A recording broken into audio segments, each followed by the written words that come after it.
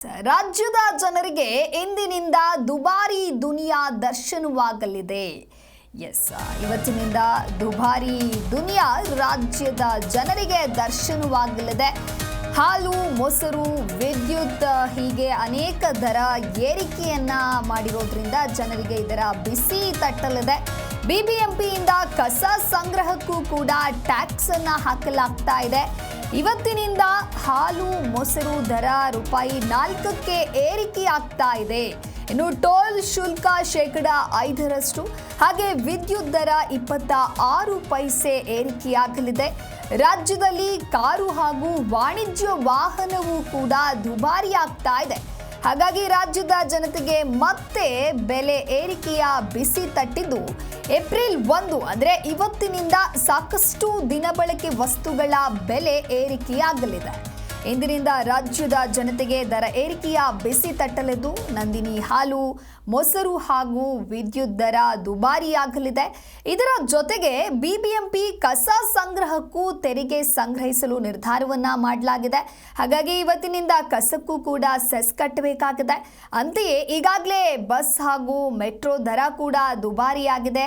ಈ ಬೆನ್ನಲ್ಲೇ ಗ್ರಾಹಕರ ಜೇಬಿಗೆ ಮತ್ತಷ್ಟು ಕತ್ತರಿ ಬೀಳಲಿದೆ. ಇಂದಿನಿಂದಲೇ ಆರ್ಥಿಕ ವರ್ಷ ಪ್ರಾರಂಭವಾಗಲಿದ್ದು, ಗ್ರಾಹಕರು ಹೆಚ್ಚಿನ ಹಣವನ್ನ ತೆರಬೇಕಾಗಿದೆ.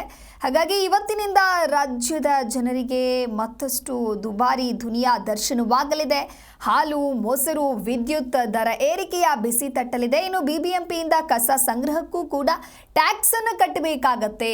ಹಾಲು, ಮೊಸರು ದರ 4 ರೂಪಾಯಿಯಷ್ಟು ಏರಿಕೆಯನ್ನ ಮಾಡಲಾಗಿದೆ. ಹಾಗೆ ಟೋಲ್ ಶುಲ್ಕ 5%, ವಿದ್ಯುತ್ ದರವನ್ನು ಕೂಡ 26 ಪೈಸೆ ಏರಿಕೆಯನ್ನ ಮಾಡಲಾಗಿದೆ. ಇನ್ನು ರಾಜ್ಯದಲ್ಲಿ ಕಾರು, ವಾಣಿಜ್ಯ ವಾಹನ ಕೂಡ ದುಬಾರಿಯಾಗದೆ. ಹಾಗಾಗಿ ಆರ್ಥಿಕ ವರ್ಷ ಪ್ರಾರಂಭವಾಗಲಿದ್ದು, ಗ್ರಾಹಕರು ಹೆಚ್ಚಿನ ಹಣವನ್ನ ತೆರಬೇಕಾಗಿದೆ.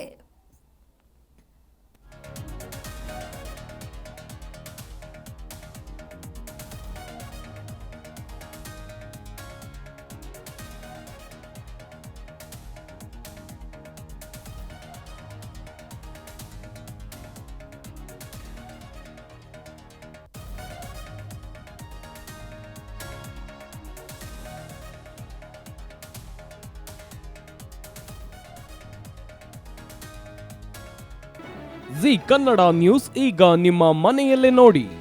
ಎಲ್ಲ ಕೇಬಲ್ಗಳಲ್ಲಿ ಈಗ ಲಭ್ಯ. ನಿಮ್ಮ ನೆಚ್ಚಿನ ಜಿ ಕನ್ನಡ ನ್ಯೂಸ್ ಈಗ ಸನ್ ಡೈರೆಕ್ಟ್ ನಲ್ಲಿ number 292, Tata play number 1664, Jio TV number 1334, NXT digital number 30, in cable number 30, city networks 51, U digital number 162, GTPL number 17, Rockline telecommunications number 42, Shri Basaveshwara cable number 168, rural cable network 60, Vinayaka digital 57, Abhishek cable 821, city channel 53, Siddeshwara cable network 57, V4 digital Infotech 628, Surya digital networks 53, Gajanan digital number 836, Malnad infotech private limited number 56, metro cast number 830, victory digital number 167ರಲ್ಲಿ ನೋಡಿ ಆನಂದಿಸಿ.